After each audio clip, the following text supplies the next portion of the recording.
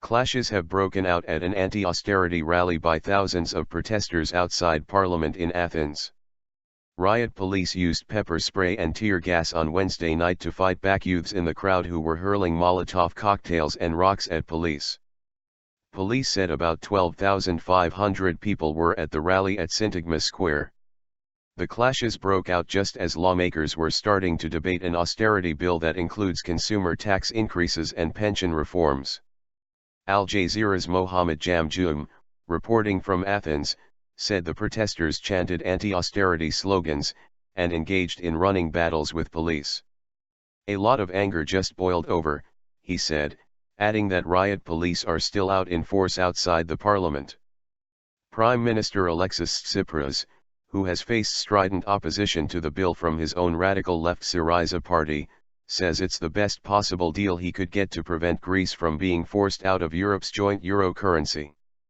Earlier on Wednesday, former Finance Minister Yanis Varoufakis has told Parliament that Greece's rescue deal was like the Versailles Treaty, which forced crushing reparations on Germany after World War I and led to the rise of Adolf Hitler.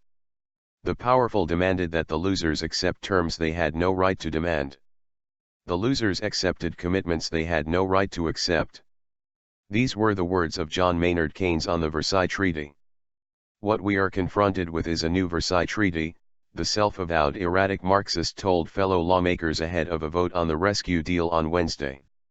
Varoufakis, whose fiery language alienated many of his Eurozone colleagues during 5 months of negotiations, resigned after Greeks rejected bailout terms in a July 5 referendum in order to facilitate talks.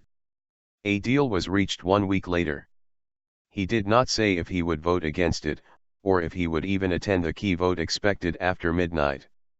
Last week he skipped a vote on giving Tsipras a mandate to negotiate a deal. Tsipras, who has faced strident opposition to the bill from his own radical left Syriza party, says it is the best possible deal he could get to prevent Greece from being forced out of Europe's joint euro currency. Up to 40 Syriza lawmakers are expected to vote against the deal that requires Parliament to agree to a raft of tax hikes and pension reforms if bailout talks with international lenders are to start. The deal is all but certain to pass because pro-EU opposition lawmakers will vote for it, but Tsipras's leadership could be seriously weakened if he has to rely on other parties.